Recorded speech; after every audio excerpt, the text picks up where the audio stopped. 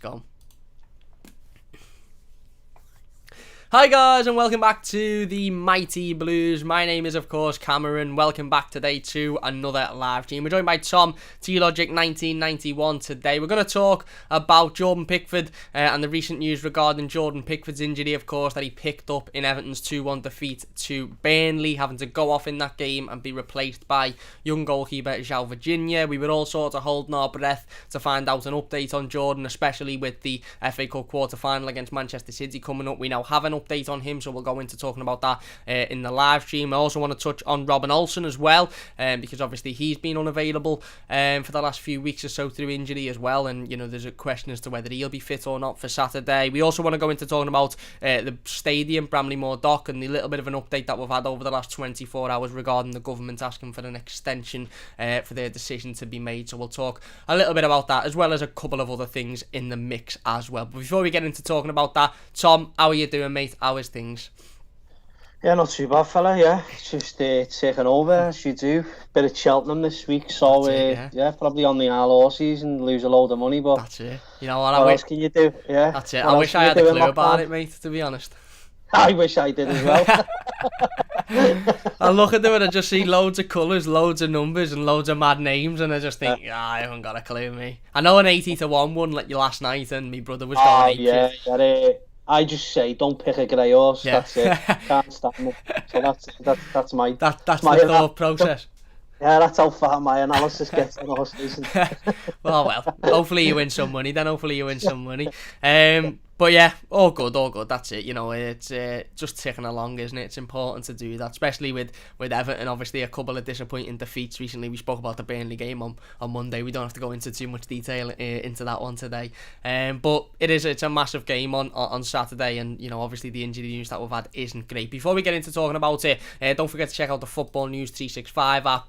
Fantastic app. You can find it in the link in the description. Keeps you up to date with all your latest Everton news, scores, predictions, or Premier League table, fixtures, all of that good stuff. If you use the link in the description as well, it massively helps us out on the channel. Ran by a Blue as well, so you're supporting a couple of Blues. If you do download it, it's free to download on iOS, Apple, Android, all of that good stuff as well. So it would mean a great deal to me. Anyway, let's get into the topics of today then, Tom. Jordan Pickford. Everton put out a tweet last night, a little bit of an update on Jordan, completely out the blue really. I thought they'd wait until Carlo Ancelotti's press conference on Friday to mention it and just basically leave us waiting, but they didn't. It must have been quite evident when he went off against Burnley that it wasn't looking good, and they put out an update yesterday to state that Jordan Pickford has been ruled out of our FA Cup quarter-final fixture against Manchester City on Saturday evening. He has also been ruled out of England's 3 upcoming World Cup qualifiers. It's an abdominal injury, I believe to be specific it's his oblique abdominal muscle. I'm not entirely sure, but I think it's the same injury that he had a couple of weeks back, if you remember, when he was out for a few weeks then. That was definitely an injury with his side or his around about his sort of his ab positioning. So I'm not sure if it's the exact same injury, but it seems like it's within the same sort of area, and it's come back up again. There's also been a little article as to state that Robin Olsen has not yet given up hope of being fit for the FA Cup game this Saturday against Manchester City, but we still obviously there's no confirmation whether or not he'll be fit or not. I think we sort of knew this was coming, to be fair, Tom, when Jordan went down in the game against Burnley. You seen he was pretty much in pain. It's not often that goalkeepers go off and have to leave the pitch through injury, but Jordan went down obviously after attempting to make the save from the shot that hit the post. And he had a little bit of a punch of the floor and got back up, to be fair, and played on for about 5 or 10 minutes. But as soon as he went back down again and he went off, you sort of fearing the worst. And the hope was that it wasn't going to be too serious, and that if we did take him off and put João Virginia on, then we may be able to have him fit for the game on Saturday against City. But obviously that's not the case, and it looks like he's going to get some rest. I suppose a little positive in there is that he's not going away with England, which means he'll have an extra sort of 2 weeks than everybody else. I know as well as this, a little bit off topic, but I know the South American World Cup qualifiers have been postponed as well, or the South American International has been postponed, so the likes of James Rodriguez, Yerry Mina, Richarlison, they won't be going away on international as well. But it's disappointing, the Jordan Pickford news, isn't it? Because, you know, we done a video on Jordan that's going to go up probably a little bit later today about how much he's improved recently, and how he just seems like a different player since that Merseyside derby. He seems a lot more focused, and the last thing he needed at the moment was an injury that's going to keep him out for a few weeks.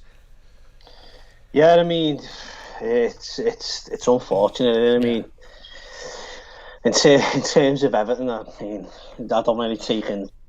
Unfortunately, I don't really take in England at the moment. I never really have. So it's always been about Everton. But this just genuinely shows how important he is to this football club, doesn't it? Even when he was going through sort of games where he was getting pulled apart, really, and even if he went out the team, then you sort of were a bit worried about it. So it just shows you he's probably playing his best football this season. It's unfortunate that this has come at this crucial time for Everton and him, really, because it's England as well, and he sort of put to bed, didn't he, the England #1 spot. So I'm just more concerned for him, really, and how long.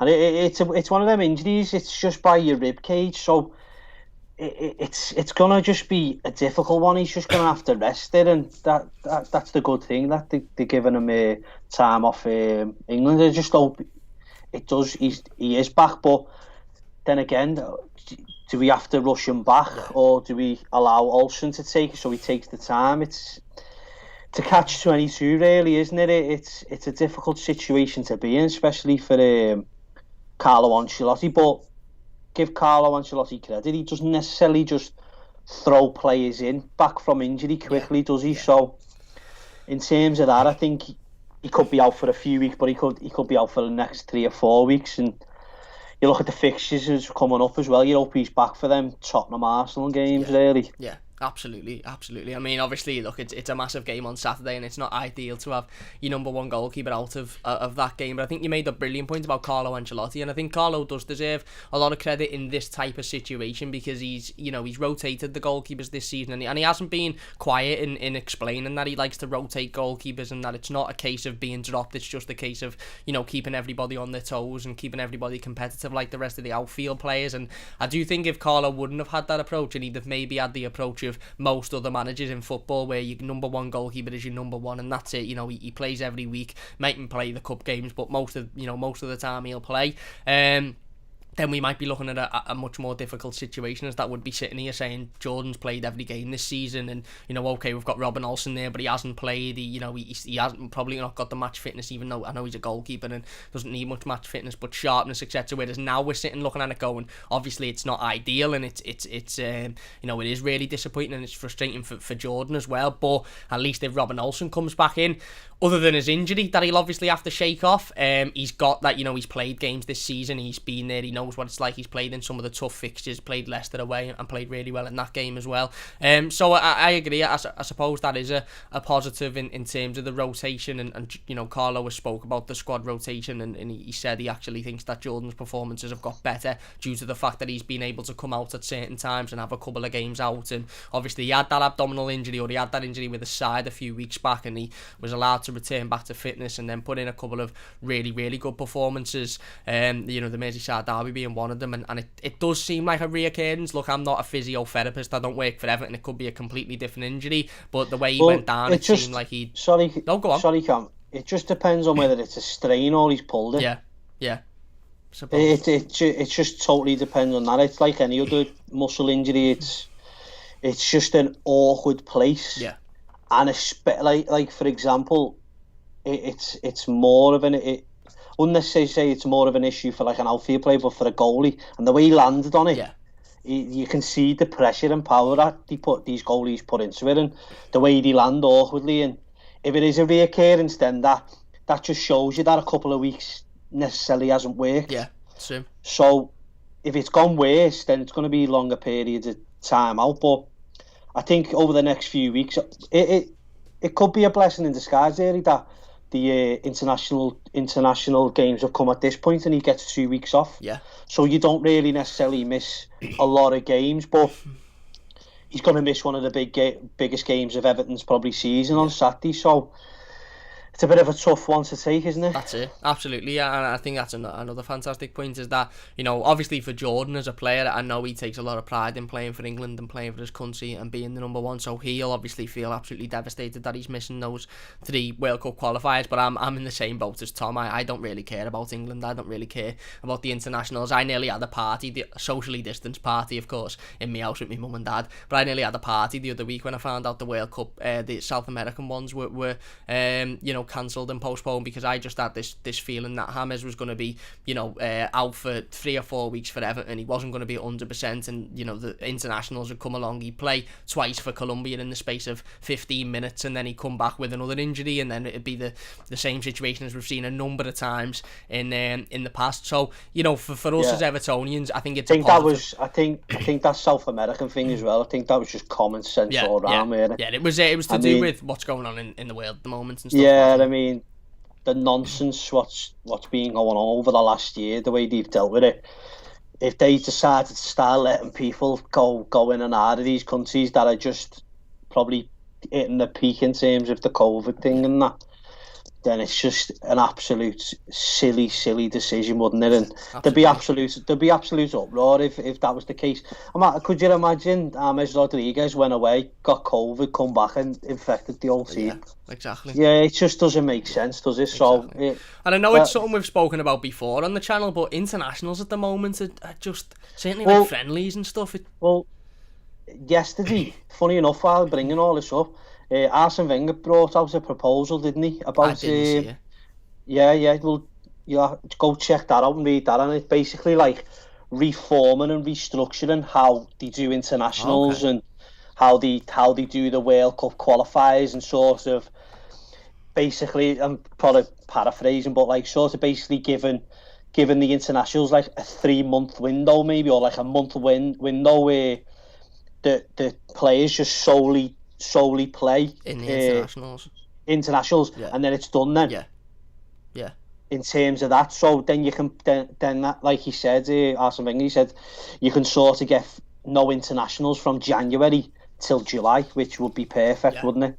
And listen, something's got to happen there. Something's got to get restructured, because I've always said when the season starts 2 weeks later, or I think there's an international, and I always wonder, what is that doing? Yeah. What's the point in that? Yeah.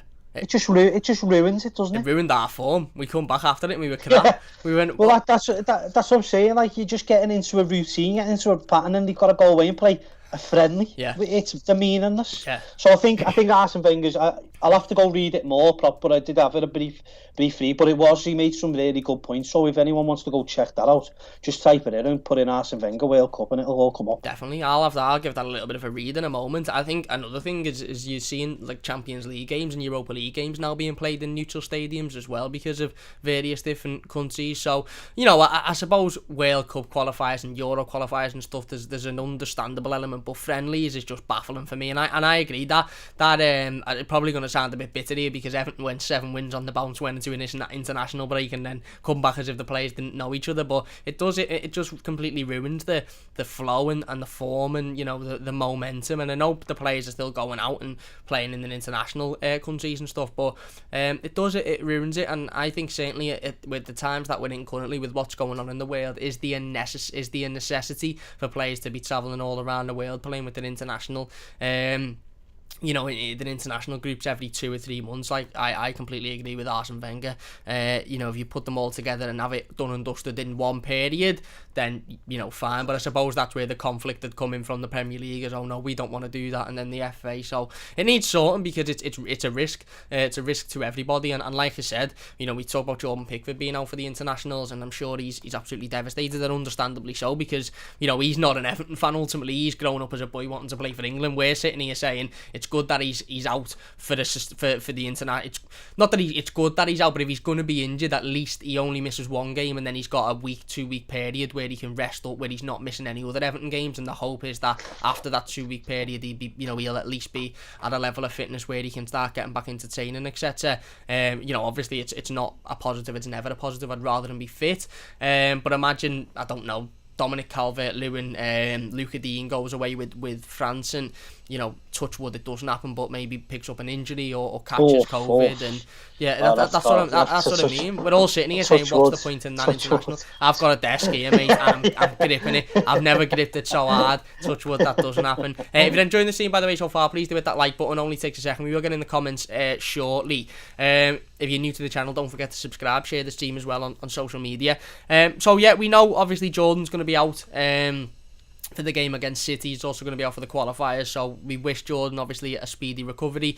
I know it seems like one of those injuries, an oblique abdominal injury, because goalkeepers are always diving. He was never going to be able to play with it because it just keep reoccurring and probably do more damage. So hopefully a period of a couple of weeks or so might just soften it up and get it sorted. And it's a nice little break for Jordan as well, because he's been fantastic recently. And again, it's I'm not saying he deserves a break, because we would like him to be playing, but you know what I mean.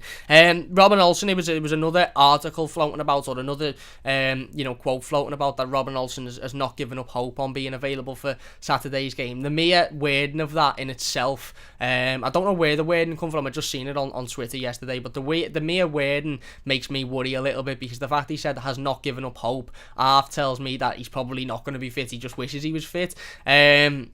Obviously, there was personal stuff with Robin Olsen and what happened to his house, which is absolutely disgusting, and there's some vile people in this world. What I could say to anybody watching is, be careful, watch out, because there's some horrible people around that will do nasty things for their own good. But we also know, separate to that, and Carlo Ancelotti separated the two issues because he didn't really want to talk about the private issue. We know Robin Olsen's had an injury, and he hasn't been in the matchday squad for the last couple of weeks because of said injury.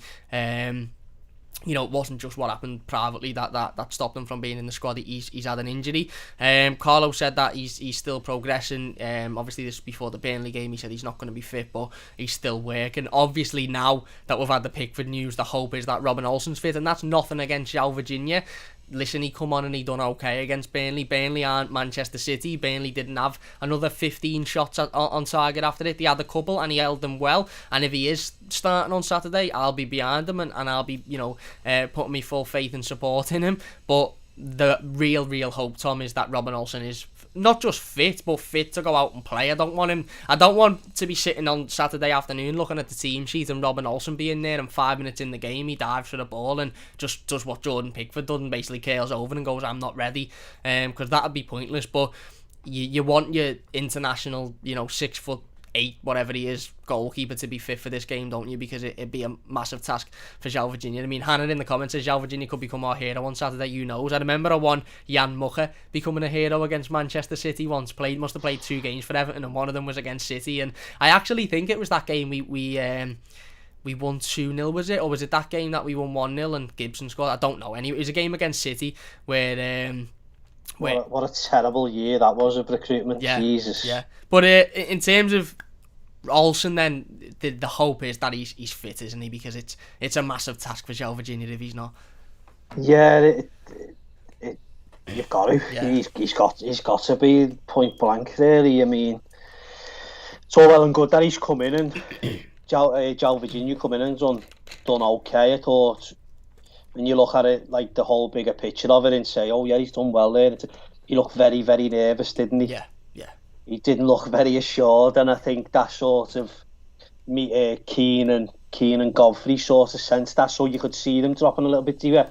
But you've seen a few times where he did come and Godfrey sort of just decided to take it away, didn't he? Yeah. So in terms of that, you've got to worry about how the centre halves and how the defence really copes with him behind us. I mean, he's a young lad, but he hasn't had much experience. He went to Red, didn't really pull up trees at Reading really, and yeah, I mean, you from Burnley to Manchester City, you're going up, you're talking different sort of animal here, aren't we? Really, I think in terms of going against that, I'd be very concerned for not at least. I mean, you go if you put it mildly, you're going to your third best goalkeeper. Yeah, to play the best team in the league. Do you know what I mean? We were talking the other day, weren't we, about it was Joe Virginia and what was the young lad? Harry Tyrer. Harry what? Tyrer. Tyrer. So I don't really know how to say it. Tyrer. Tiger.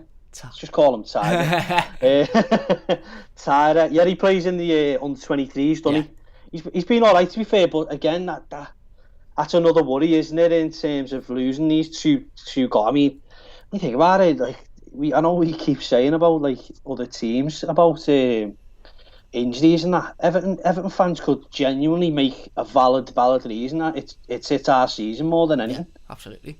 I mean, you've lost that. We've got two of our main keepers out. Exactly. It's. I don't really think that happens too often. Yeah. In a season, really. I was just about to say, take the two best keepers. Take your number one and your backup out of any team, and they struggle. And plus we've liked to have two goalkeepers on the bench recently. So if Robin Olsen isn't fit, then it's gonna just be Harry Tyrer on the bench, and I don't know. They might pick up someone on the street. You've got, but then. Let's just say hypothetically Olsen does come in and then injure himself worse. You've got two keepers out there for maybe 4 to 6 weeks maybe. Yeah. And then you've got Joe Virginia and Harry Tiger, Harry Tiger on the bench. At the business end of the season. Exactly. So it's like you're fighting against a tsunami, really, aren't you, for the next 10 games? So yeah, it's not looking good, is it? But it's the hope that kills us, Kat. It's always said to you, mate. That's it. It will be arguably the biggest game of our season against the best team in the land by a mile to have our two keepers out.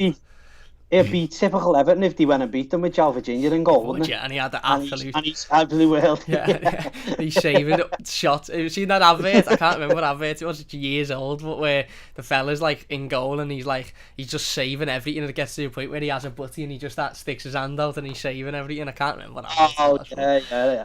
I don't know what that was. Was that Lucas? No, it wasn't Lucas. It was something like that, but it was a classic. Anyone post comments? Definitely. Yeah, I do remember. Get it in the comments if you know what that is, by the way, because that's going to do my head in all day. But it's difficult, and I'm sure if João Virginia's starting on Saturday, he's going to be feeling the pressure. Harry Tyrer will probably be feeling the pressure because he's probably thinking, well, we've got two keepers out, so what's stopping a third from going out? But ultimately, I think, like you said, you're coming up against the best team in the land, even with Jordan Pickford in goal, even with, you name a goalkeeper who any of the best goalkeepers in the world, they'd probably struggle to cope against that Manchester City attack because it's absolutely phenomenal. I think if João Virginia did come in but we had Yerry Mina back, I feel like I'd be a little bit more confident. Yeah. We had Yerry Mina.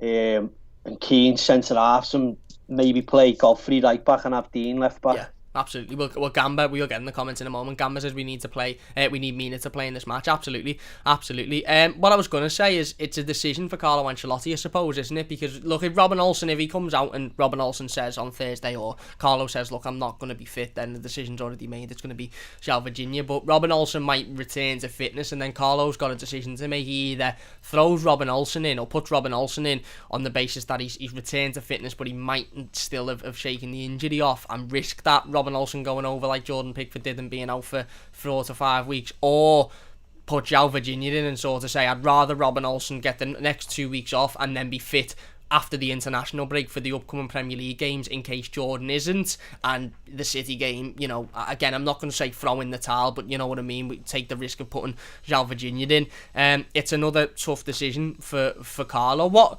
would you do in that situation if Robin Olsen turns around, or Carlo turns around tomorrow and says, look, Robin Olsen's been in training for the last couple of days, he's still not 100%, but it's a risk that we're going to have to take. Would you take that risk of knowing that he could potentially go down and be out for 3 or 4 weeks, and then both Robin Olsen and Jordan Pickford miss your Brighton and your Crystal Palace in the league? Or would you just say, no, I'd rather him have another couple of weeks off, get himself proper fit, and then we know he's going to be available for the Premier League games? Because this is the business end of the season. I mean, we can talk about fights for Europe and fights for Champions League, and I understand we've just been beaten by Burnley with Jordan in goal, and we were beaten by Fulham etc. the other week, but you really, really, really need one of those two fit for the remaining Premier League games of the season. Otherwise, I'm not saying João Virginia could cost us or Harry Tyler could cost us, but not having that goalkeeper, not having that presence there would, it could be a deciding point in our season, couldn't it? Yeah, I mean, I don't think people. Listen, managers have sort of some say in terms of playing these players when they're in your book. In modern day football now, more and more the medical staff have more say, more say about it. So if they sort of deem that he's unfit and they put it to Ancelotti in a way that he could reoccur, there's a lot more higher percentage that he does reoccur, and you've got to weigh up your options, haven't you? So I think medical staff do have a lot of say in clubs nowadays. So it's one game, and if you have others in it, then maybe you could sort of get through it. But even with Pickford, then you'd still say we were up against the wall, wouldn't you? So absolutely. It's a difficult game no matter what. I just hope Mina's in, and we just sort of perform. I mean, what's the situation with James Rodriguez? Well, he said last week before the Burnley game. Obviously, his press conference to the City game's on Friday, I believe. So we'll hear then. But he said before the Burnley game, he started. He was on fire. He had the Iwobi stuff, which just seemed like it pissed him off.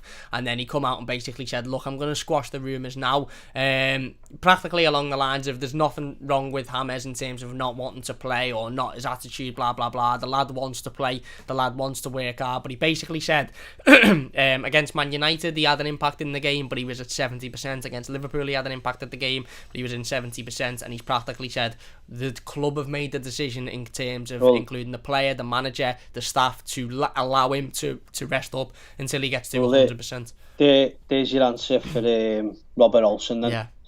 The medical staff have a lot to say in it, and listen, these lads to play every week with one leg probably. Yeah. It's just they've got to, and especially with James Rodriguez, he's got to be wrapped up in cotton wool, hasn't he? I mean, he's very important, and he's been very important, and you think James Rodriguez hasn't missed a lot of games, but he genuinely hasn't. He's played a number of games and been a stalwart in the fact that Everton are at this moment in time. Yeah. So it's a massive loss, and this is what we're saying in terms of when we were talking about Burnley, when these players go out like your Tokores and James, these players have got to perform, but also the manager has got to put them in the right roles. Yeah. They've got to. If we can see it, and even Ancelotti's come out and said Tom Davies is number 6, then play him in the 6. Yeah. It's just we've got to find a way now to try and play without these players. Absolutely.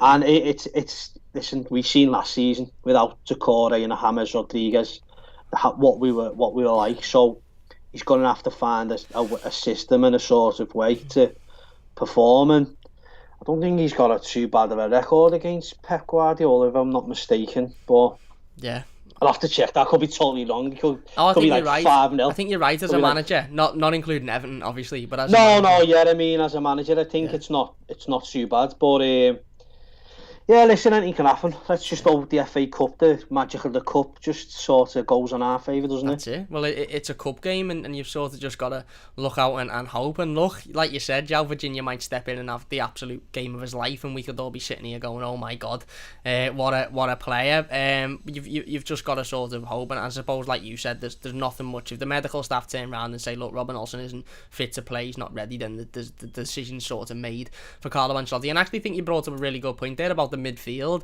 Obviously I was thinking about this after the stream we did, the review to the Burnley game, and expectation, and how expectation changes over the course of a season. And you look at Everton's midfield at the moment, and you've got James Rodriguez, who's out and not available and not playing, Abdoulaye Doucouré, who's now out and not available and not playing, and Alan, who's only just coming back from injury. Now I know that we'd put in some shocking performances with your likes of Abdoulaye Doucouré playing, with your likes of James playing previously in the season, but we haven't put in many awful performances when the three of them have played together in the same team. Now you look at this current Everton team, and you've got no James, no Doucouré, and an Alan who's just returning back from fitness. You practically got the same midfield as was last season, when we all said this midfield's dreadful, we need to make signings. Every one of those players was brought in this season, with the exception of with the exception of Ben Godfrey, has had an injury this season, and not just an injury that they've come off halfway through a game and they'll be fit for the next game in a couple of days. No, I'm talking injuries as in 2-3 months out. Alan, 3 months out. Decore now 8 to 10 weeks out. Hammers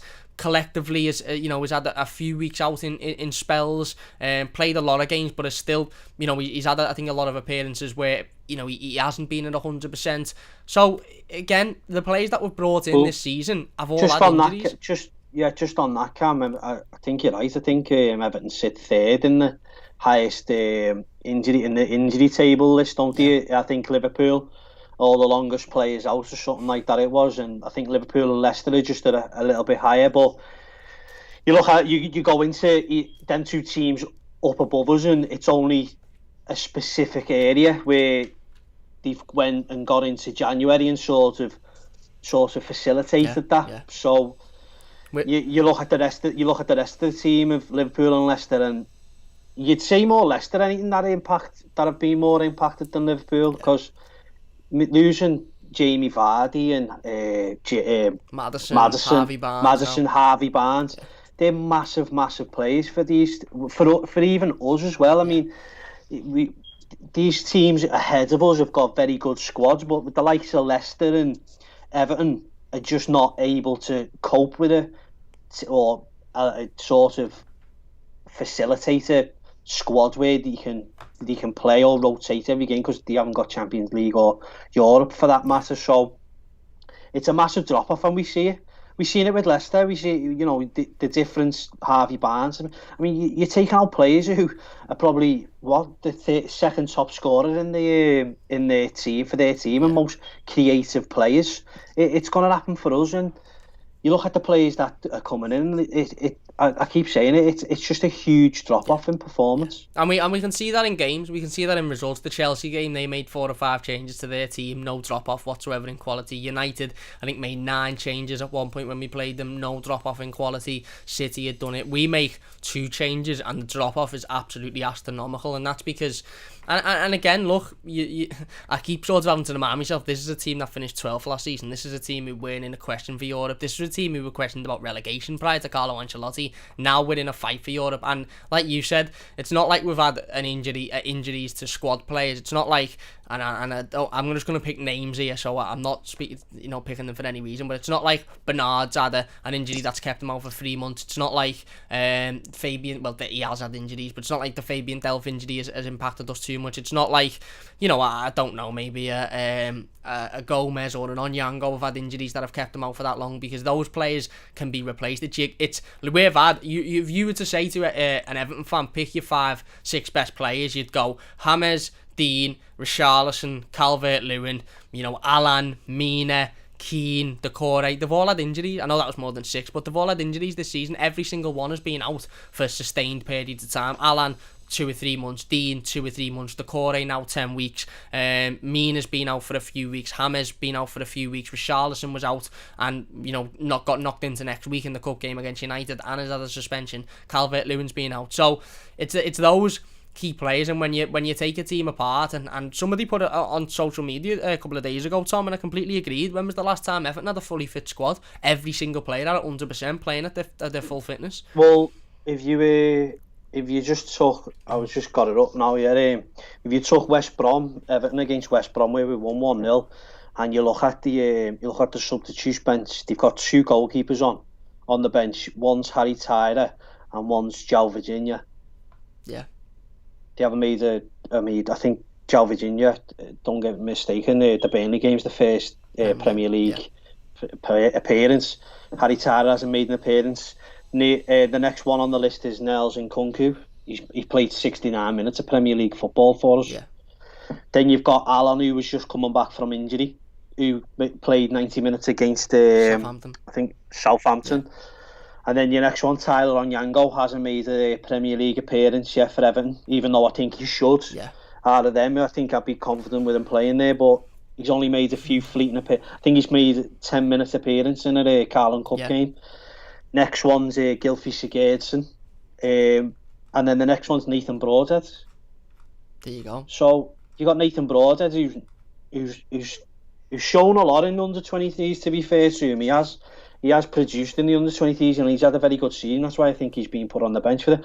But you got Josh King again, who a player they brought in to sort of help facilitate this team in attacking ways, but he hasn't really done much, has he, since? Yeah. And you've had Ancelotti come out and already say before he's unfit and he's just getting up to speed. I mean, this is a lad who come from Bournemouth, who's played half a season with Bournemouth, and he's unfit for Everton. Yeah. I mean, doesn't really add up that in terms to me. So that's what Ancelotti's dealing with. He's dealing with 1, 2, 3, 4, 5 players, from under 23s to sort of contend with, and this is why I think the frustration comes with fans in the terms of like, why is he sticking with Gomez? Why is he sticking with Tom Davies?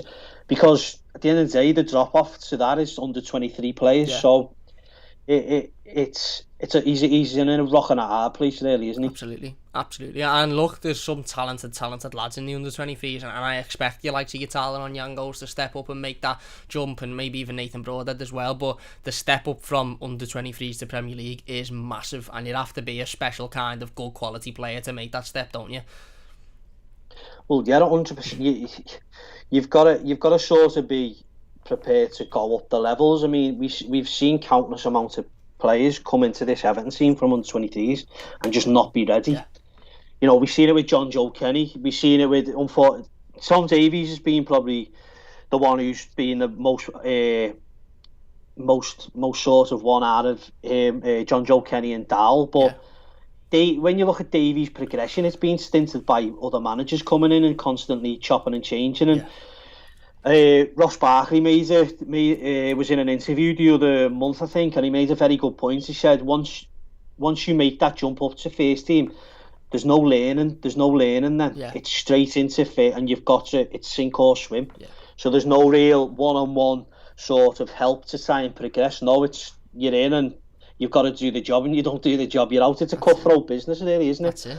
Absolutely. But like I say, I put a tweet out before and yesterday, and the fact of the matter is, like, in terms of what our midfield is producing, I mean, you watch it and you always assume that it's a bit negative, and we go back all the time, and no one really tries to take a chance, do they, in terms of that. And listen, when Decore's out the team, and when James Rodriguez out the team, everything sort of that progressive footballer goes. So I put out a tweet and said Allen, Davies and Gomez have made 529 forward passes and 250 final passes between the three of them in 3,957 minutes of Premier League football. So then I compared it to Ashley Westwood at Burnley. Ashley Westwood has played 2,136 minutes of Premier League football, but has made 558 forward passes and 302 final third passes. Now that's one player compared to three. One player at Burnley as well, who was struggling at the bottom end of the table. Well, Everton, funny enough, I know obviously style of play comes into it and things like this, and Burnley obviously a little bit more direct in terms of a long ball sort of team, but it's not necessarily long ball. You think long balls are negative, and long ball to me is not negative because every team does it. Yeah. Every team play. You just assume a long ball is put down to like a 30-yard ball, but it's not. Yeah.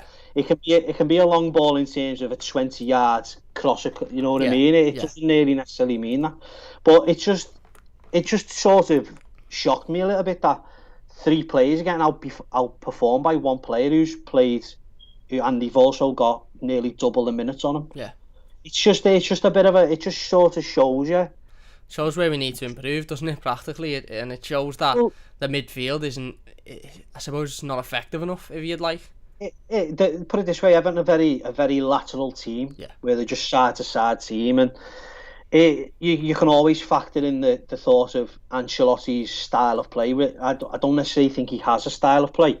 I think it's more necessarily that he's been at these top clubs, and you put in a defensive structure, and then you sort of give the three or four lads up front the license to go do what they want because they've got that much quality that they can do it. Yeah. Now, in terms of doing that at Everton, it's a little bit more different, isn't it? I mean, we haven't got your Ronaldo and your Benzema. Oh, you haven't got your Kakas, you haven't got your Crespos. You know you think he's with Inzaghi, but you're looking at the wingers then, and you're sort of looking at, this is where Decore and this is where James Rodriguez come into play, where they are picking up these spaces in between the lines, and this is where you're massively missing that. So, but to me, 3 players who have made 529 passes forward passes can't outperform one lad with 550. That's just damning to me. Yeah, it is. Certainly considering this isn't... We're not talking about Kevin De Bruyne here, and I mean, no disrespect to Ashley Westwood, but we're not talking about Kevin De Bruyne or James Maddison. We're talking about a lad who's playing for a team who don't necessarily score an awful lot of goals, don't have an awful lot going forward until they play against Everton, and are struggling towards the back end of the table, and that just shows...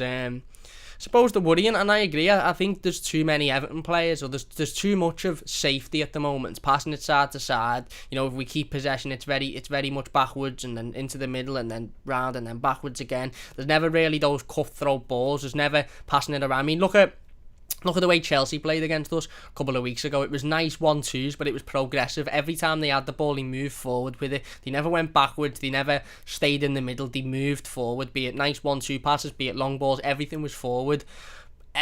It just seems like far too many times Everton don't do that. Well, just on that, where you think that Everton have 8.1% more in possession than Burnley. But Burnley make 3.91 more progressive passes per 90. There you go. So they were better with the ball, ultimately. Exactly. Well, that's just overall over the season. Yeah. Like, Everton have 8.1% more possession, but Burnley have that less 8% and make more progressive passes. So it just shows you what sort of Ancelotti's dealing with. He's a manager like where everyone says, oh yeah, he's been at these top clubs and things like that. Yeah, it's fantastic, but he has always been a manager that has gone into these big clubs with top quality strikers and forwards and midfielders, and all he's had to do is just put a defensive structure in place, and then that allows these top players to go in terms of. And when you do look at what Everton are dealing with up front, Richarlison and Calvert-Lewin is not the type of player to drop in and start creating like a Harry Kane. And again, Richarlison's not one of them wingers who's going to take the ball, and he is a very good progressor with the ball, but he's not like, I know I'll probably get better, but he's not like a Wobie in terms of I get what you mean.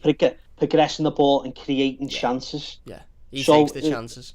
Yeah, he's more of like a winger forward. He's a bit of a hybrid kind of thing. So in terms of that, Everton are going to have to sort of sit down and see. Like I mentioned it before, Everton need that sort of Mikel Arteta, that Manuel Fernandes type Everton player that we've seen in the past, where they can dictate and they can play through the lines. Yeah. We've seen it against Burnley, and Allen was trying his best, but he was misplacing passes, and Burnley were just shutting up shop. And I think the diamond sort of affected that. But in terms of looking at Davies and Gomez, they're not advanced players who playmakers that are going to affect the game in that way. Yeah, I agree, and I completely agree. I think we're still looking for, as much as James Rodriguez is very good, and again, he could put a pass on from 150 yards, he could put a pass on someone's toes, but he isn't that, like you mentioned, that Mikel Arteta, that player who's going to drive with the ball, take 3 or 4 people on and then play the cutthroat pass. He could play the cutthroat pass standing still, and that's great, and he's a valuable member of the team, but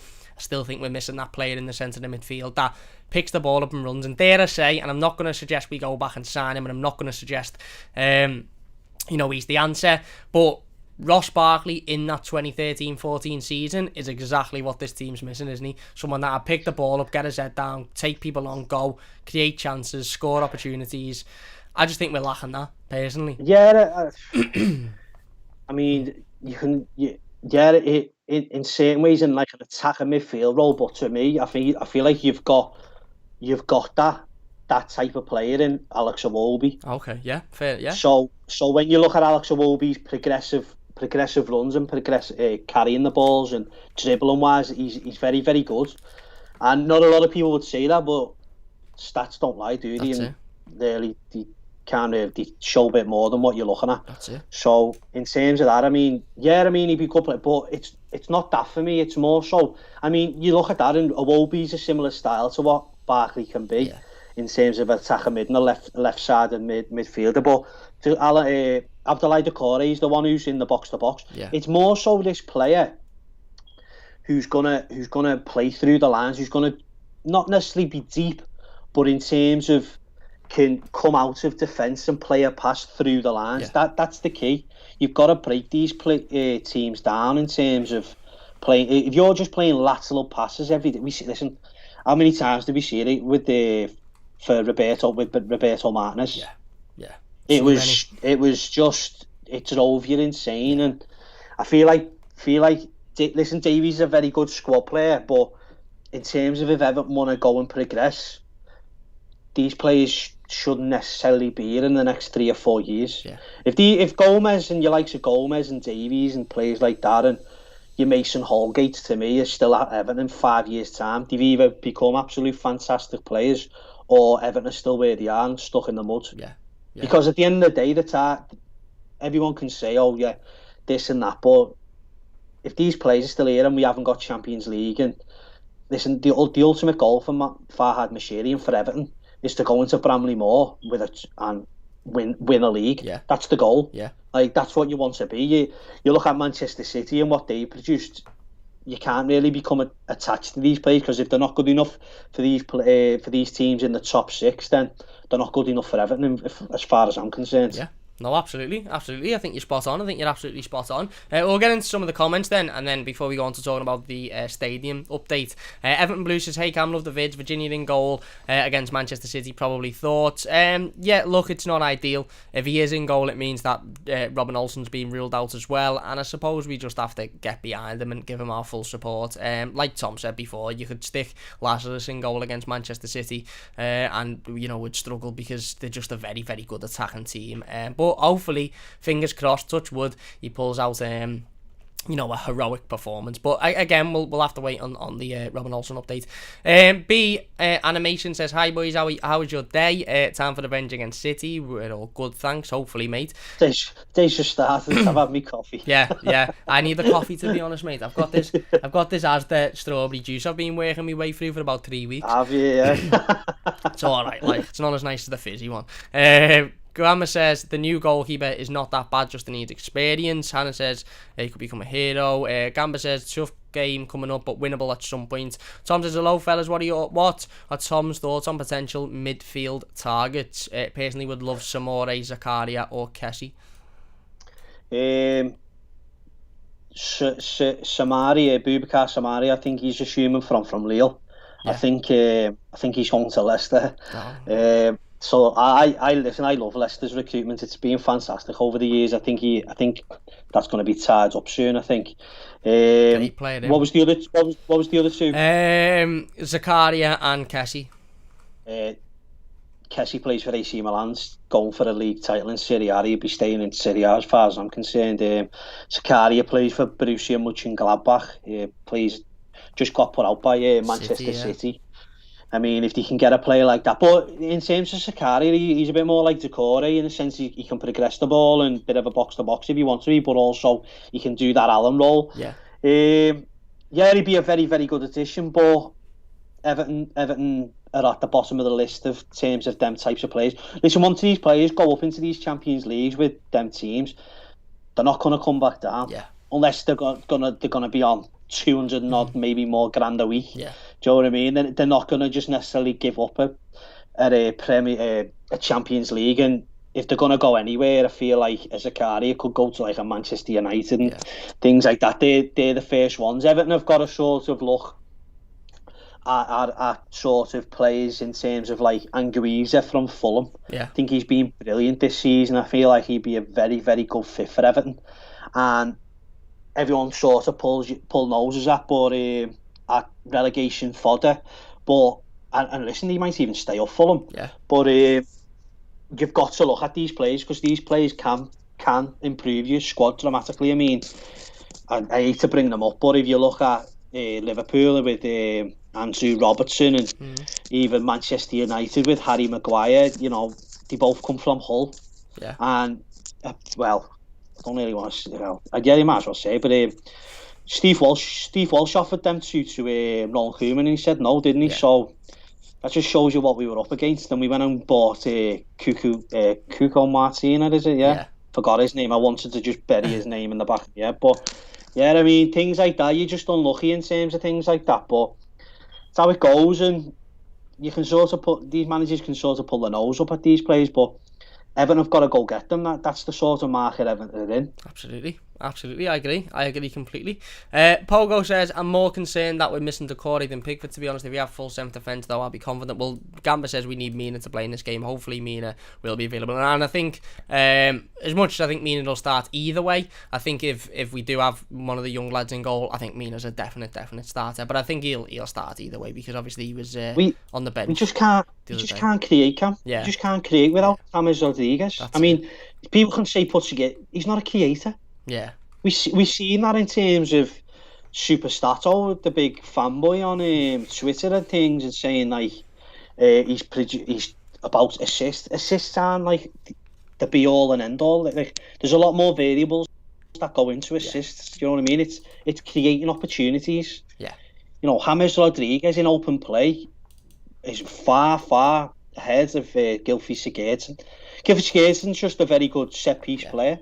You look at Gylfi Sigurdsson's passing and creative, it's poor. It's really poor. It's only his expected goals and that's the highest thing for Gylfi Sigurdsson. So once James Rodriguez gets pulled out of this team with Decore, it's massive. It's a huge loss. Absolutely, I agree.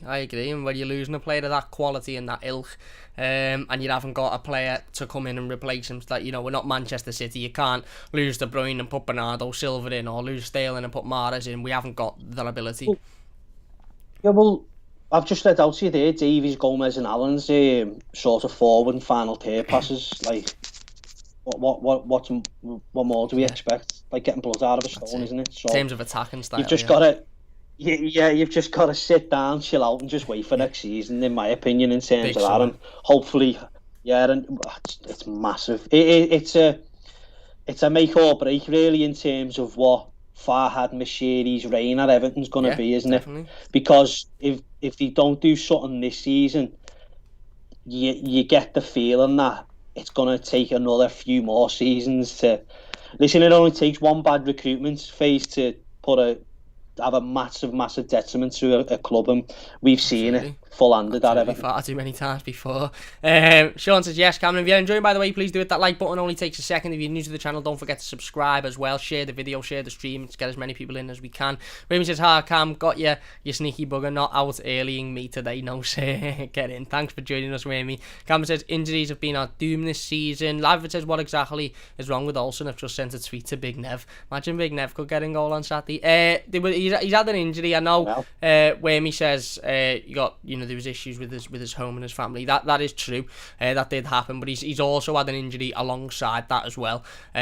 So it might be a mix of both as to why he's not been available for the last couple of weeks or so. But before the situation happened with his home and the robbery, he was injured before that. If you remember, he hadn't been available for a couple of weeks before that as well. Lavid says, of course, it would be very traumatic. Philip says, hi all. Lavid says, don't you get a special payment if you were that desperate? Philip says Olsen out as well. Phil says Olsen out as well.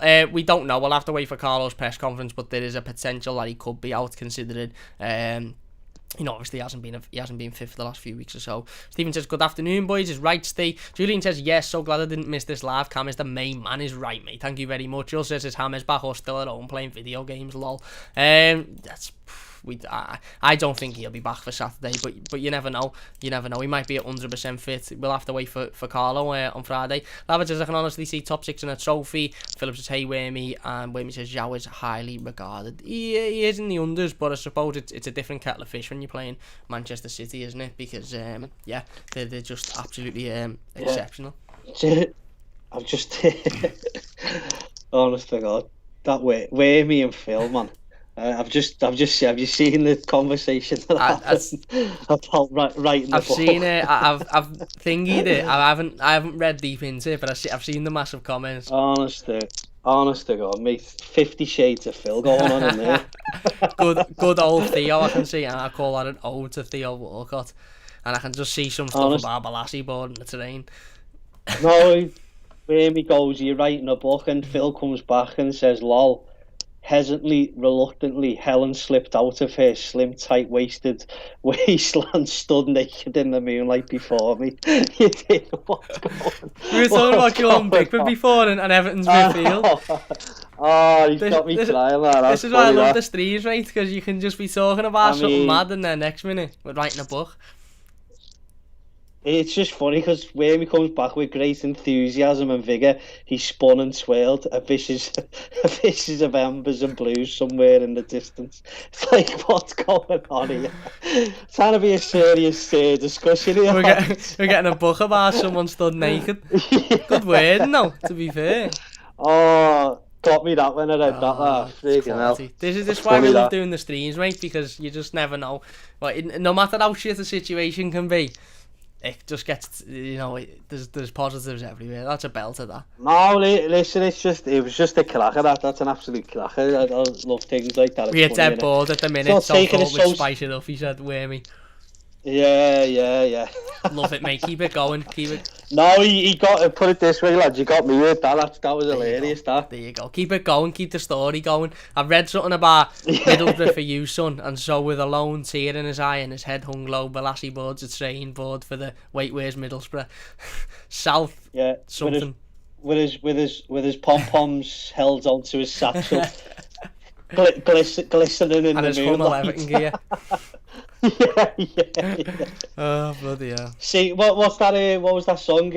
Was it James Morrison? Goodbye. Yeah. As he boards into Lime Street. Yeah. Oh, bloody hell. Jesus, what a classic. I'm getting tears in my eye now as well. But when you smile that much that your face hurts, I don't think I'm going to be able to sweeten now. Yeah. No, I'm crying. I'm in tears. Quality, absolutely quality. Keep it coming. Keep the laughs coming. Love it. If you're watching as well, get in the live comments and go and read Phil and Wormy's book. It's an absolute belter. And leave a like while you're down there as well. I feel like that's volume one. Definitely. I want what I want is the next couple of streams. I want more added to this book. I'm gonna keep up to date with it. I'm gonna write it. I'm gonna go back after the live stream and write down the comments. Philip says, I can't wait for our Christmas get together. Let's hope we can, mate. Let's hope we can.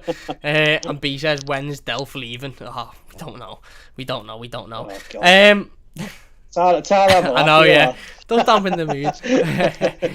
Delph can be the next one. Do a story on Delph. Can be the next Getting on one. the train back to Manchester. B says no one ever remembers him. Yeah. Oh, blooming hell.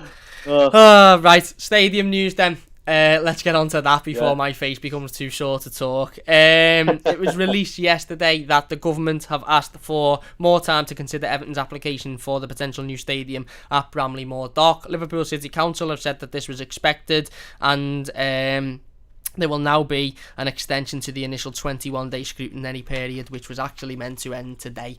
So there's going to be an extension. Paddy Boylan put out a couple of tweets. One of them said the decision was taken by officials without ministerial involvement. He also said he believes that the decision in no way indicates what the eventual outcome will be, and there's no time frame given for when the decision will be made. It's just as how long it will it'll take.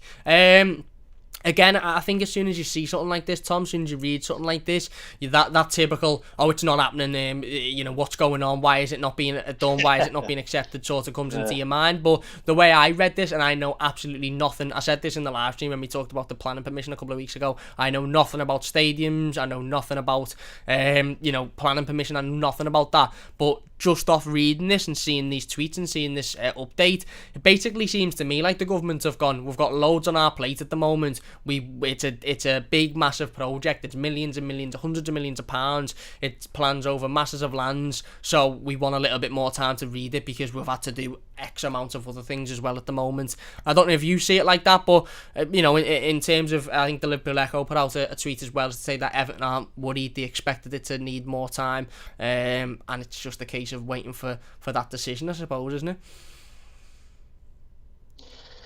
Yeah, I mean, listen, it's all ingrained in Everton Yeah, fans. It's just the worst of the worst comes out, and it's like, that's done. Like, we're over. Another one bites the dust in terms of a yeah, stadium. But uh, Paddy Boylan's very good, and I go yeah, follow Paddy. definitely.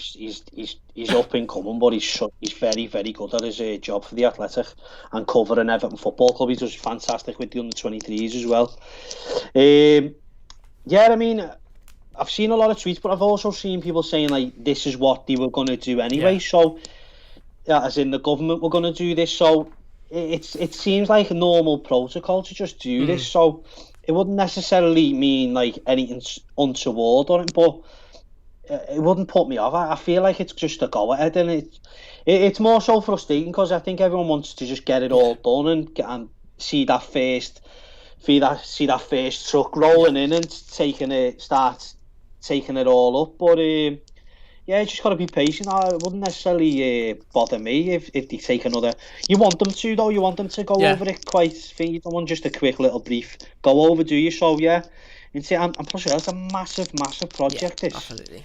This is not just something that like you're building a little garden Yeah. shed. Do you know what I mean? It's this is huge. This has got to take time and everything into it. So yeah, an extra 30 days wouldn't do no harm. And listen, after 30 days, I fully assume that's going to get accepted. Absolutely. I think you made a brilliant point there about, wanting for these things to take a while, and not obviously as a fan base we just want to see the stadium up, like Tom said, we want to see that first truck rolling in, we want to see that spade in the ground, but the club will probably want them to take more time. The club will have wanted Liverpool City Council to unanimously come at a decision because they've put years and years and years of work into this, so they probably don't want the government to go, yeah, we spent 2 minutes looking at it before, yeah, it's sound, go ahead. They want them to go through it so that when it goes ahead, and I think it's an eventuality, obviously you can't say nothing confirmed or not, but I think it's an eventuality, and when it goes ahead the club can sit back and go, well, no, to anybody that's got any questions, this got all of the backing from the government. Every council in Liverpool City Council agreed to it.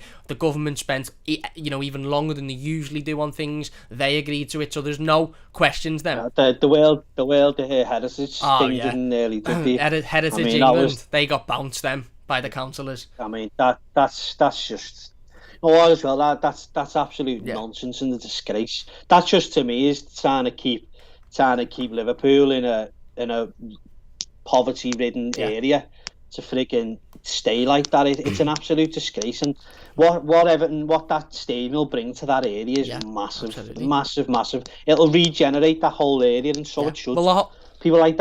People like that in them situations deserve things like this. Absolutely. And the whole city come together. I know when we done the stream, and I know you were in the comments, Tom, but Councillor Hanson, who started his speech by saying, firstly, I'm a Liverpool fan, which I think just, was, I think we all sort of sat there and were like, oh, what's he going to say? But he come out and said, basically, Heritage England don't live in Liverpool, they're not from Liverpool, they don't know what it's like to grow up in this city, they don't know what it's like to have had parents, grandparents, brothers working on those docks, and he basically said the Heritage England are trying to protect a wall and a building, if you like. I think it's a wall that was built through slavery. Why are we trying to protect that? We live here, and we know, like, that's not even where people go to visit. Like, no one goes there. I don't even. I've never been. I probably drove past a few times. I've never ever stopped and went, oh wow, look at that. You know what I mean? No one goes on the dock roads in terms of that. You know what I mean? It's utter nonsense. No one takes photos of it. It's just a derelict area. Absolutely. So it needs this. Not so much the heritage thing. That's all well and good, but pick your moments. Pick your moments, because what that's going to bring and regenerate the area, it's going to be massive for Liverpool City alone. Absolutely. So that's what this city deserves. A city's got to keep developing.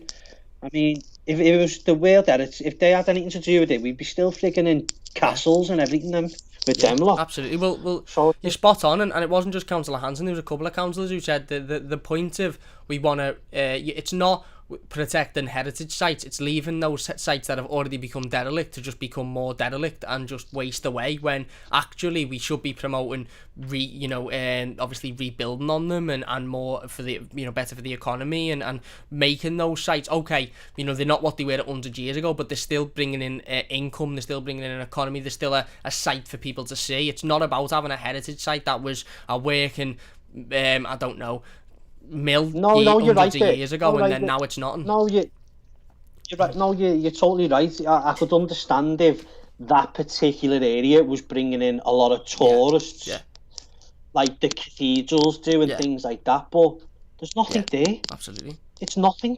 I don't even know what to protect. Like, what is it? Like, I don't get it. So, in terms of that, I feel like they were talking not. And listen, like. You see, like, say, it was a big uproar at the start with, like, Liverpool fans sort of not wanting it, and listen, that's just an utter disgrace. If you're putting a football club before your city, I mean, if it was the other way around, I'd be more than happy for Liverpool to go do it, because what it brings to people in the city and in that area. So how can you sort of go against that just because you you grew up on it watching a certain football club?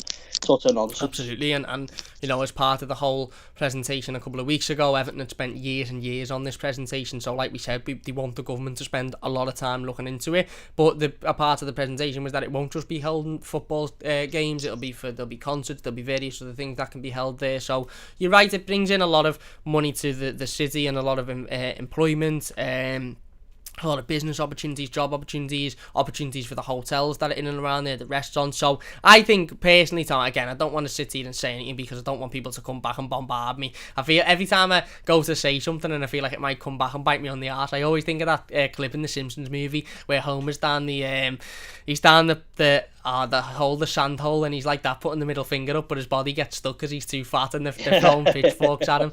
I just always think of that scene. So I don't want to sit here and say, oh yeah, it'll definitely go ahead, because I don't know any more than anybody else does. But I feel like with the whole of Liverpool City Council and all of the councillors saying overwhelming yes, there's no, there might be the odd negative, but it's massively outweighed by the positives. I thought, and again, I don't know anything about this, but I thought the government would just look at what Liverpool City Council have said, look through it and go, yeah, I agree.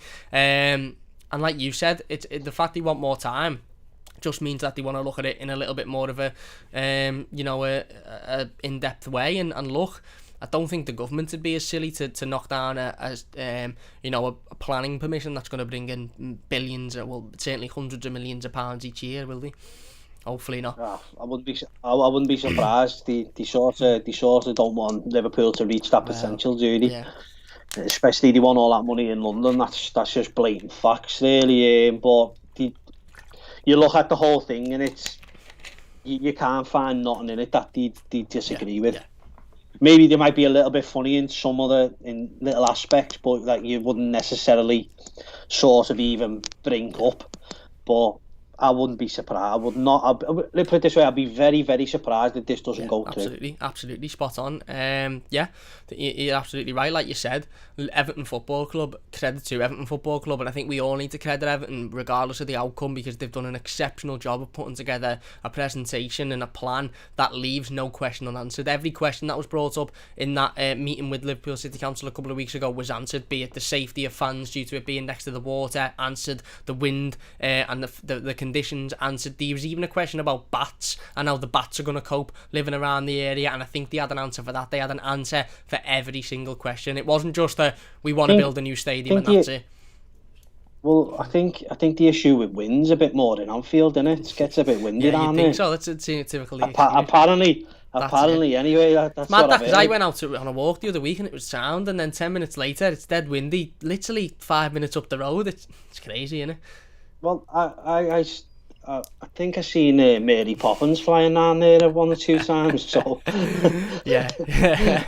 Well, that's it, innit? And like I said, the fact that Everton had an answer for everything, even every question that come up was, we plan to do this. Yeah, we've got this in place. Yeah, there was not one that was like, oh shit, I don't know what to answer that. It just shows how well Everton have done as a football club. Yeah. Listen, you've got to give them credit in this point. They've done very, very well, haven't they? And it's very, very well thought and very professional. So, and listen, even Dan Meese, yeah, I think he's been took out. I don't know whether they've gone a certain way, different route now, but in terms of what he's done, it's fantastic, and it should be absolutely brilliant to look at. Absolutely spot on. I mean, don't get me wrong. I don't know what the World Tennis thing want more, because they even put into a consideration to make it look like a sort of like the tobacco warehouses and things like that, haven't they?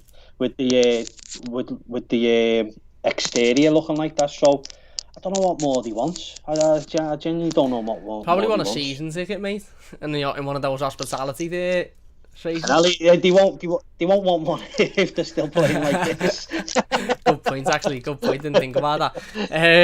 Yeah, so there you go. That's the latest done. The government have asked for an extension on their update. It was due to finish today, so there's no surprise that they want an extension. As Tom said before, from the little bit of reading up I've done as well, this seems like normal procedure. It's not unusual for the government to ask for an extension on projects as big as this, that are going to cost as much money as this, that it is, important to a city as this. So the fact that they've asked for an extension isn't too much of a surprise. Paddy Boylan said that he doesn't believe that the decision was made through with any conjunction to an outcome. It's practically just is a case that they want more time to look at it, and there's no time frame on the extension now, so it could be just as however long they take. And I suppose that would make sense for it to be normal procedure, because that sort of seems like the government are given a certain amount of time to look at things, and then they probably just sit there and think, well, we'll just wait for this time to expire, we'll have an extension, and then we've got unlimited amount of time to look at it then, so there's not that stress, there's not that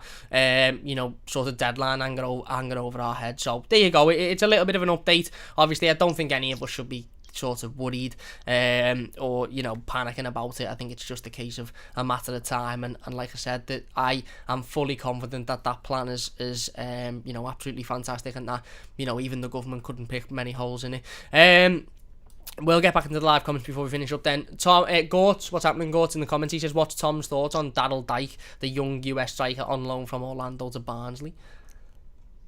Yeah, funny enough, I sort of put Dike into a club who I used to work for and do the data and that for him. I put him forward. I thought he caught the eye in terms of what he's done in MLS, but it's always difficult to try and predict. There was a lad who went to Swansea from I think it was Seattle. I didn't really rate him in terms of what he'd done, but Dike sort of catches the eye and sort of fits the profile of what you need to be in physicality wise and things like that, and he's hit the ground running. I think he shoots that sort of style from Barnsley a lot, and I think I seen the other day there's been reports that Spartak Moscow and other top teams like that are looking at him now. So yeah, he's done really, really well. There you go. Happy days.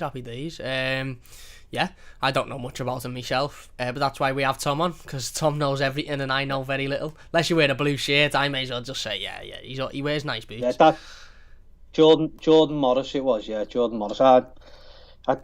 He was alright, he's alright, but I didn't really rate him. But I'd be happily proved wrong. There you go. Lavid says, I can honestly see top 6 in a trophy. I'd take that all day long, mate. Jesus, he's positive, isn't he? He also says, I suppose it's old adage of squads win trophies, not first 11s. We're getting into the book talk now. Wimmy says, 5 days and 26 pages into my first script, Phil. Gamba says, those key players are essential, as she said, but a winning attitude counts too. Wimmy Rowling, we'll have to start. Well, here's where the conversation starts. Phil says, awesome, mate, what's it about? And then, there we go then. Wimmy Rowling and Phil Dow. Love it.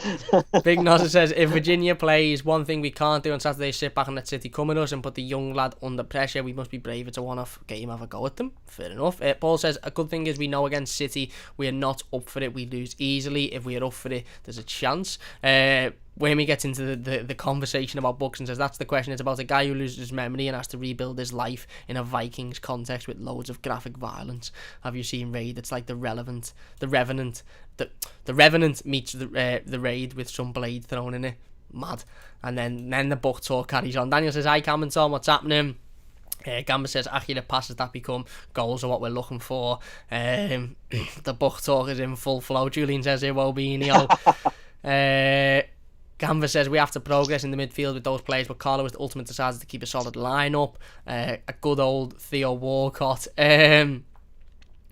Oh yeah, Theo Walcott was 32 yesterday. There was a lot of birthdays yesterday. Theo Walcott, Dominic Calvert-Lewin, someone else. Yeah, well, on Theo Walcott, there's another one that's going in the summer. $100,000 a week off the books. That's going to be massive. It's a huge summer. Absolutely massive summer, isn't it? Yeah, massively. And like I say, you can sort of we done the video about right hand side, and we're sort of predicting what Carlo's going to do in Brands, but you can't really sort of predict what they're going to do. Who knows? He could bring another 3 centre mids in. You don't know. That's it. Another 6 goalkeepers for a laugh. Yeah. Wayne says you can have that one, Cam. I've got loads about the book. Is right. Phil says on a sad note, if anyone remembers the lady German racing driver of Top Gear, Sabrina Schmidt, died at 51. Yeah, rest in peace. Seeing that come through. I wasn't massively familiar with her, but obviously it's devastating news. So rest in peace. Philip says she was awesome. Phil says if it was Liverpool building a new ground, it'd be automatically waved through. Wayman says they're going to do it soon as the right palms agrees. Government joking, don't come at me. I haven't got no clue about politics, mate. So that's gone right over my head. And then Phil and Wayme are trying to get Gords to write a book. Is right. Marcel Brands' birthday was yesterday as well. Yeah, 59. So you'd have Marcel Brands, Theo Walcott, and Dominic Calvert-Lewin. The same day. Big birthdays, mate. Marcel Brands' birthday, yeah. 59, he looks well. I was going to say, he looks good for 59, doesn't he? Yeah, it doesn't look like Everton have aged him. I feel like Everton age a lot of people in certain... he's a cool guy, isn't he? Certain positions, don't he? I mean, I'd love to see like a montage of these managers coming in and then the last game of what they play at Everton, because you think of Marco Silva's... Martinez went from a full head of hair to bald. Well, Ronald Koeman looked like he'd been an alcoholic for about a month. He probably had. He looked smart and collective, didn't he? And then all of a sudden he turns up with a trackie with his beard not shaved. So it was a bit of a mad one, really. Let's hope we don't do that to our Carlo. Yeah, well, I don't think he could. I don't think much will affect him, mate. I don't think he's that bothered. He's bothered, but I don't, in terms of that. I think he's just seen too much. No, not a chance. Yeah. There you go. Right, we'll finish it up there then. Massive thank you to everybody for watching. Really do appreciate it. If you have enjoyed the stream, please do hit that like button. Only takes a second. I had a plethora of videos up. Myself and Tom talked about Tyler Onyango. We spoke about Gylfi Sigurdsson. We spoke about a new right-hand side. Those videos are all up on the channel now. We've got one more to go up in the next couple of days, which is about...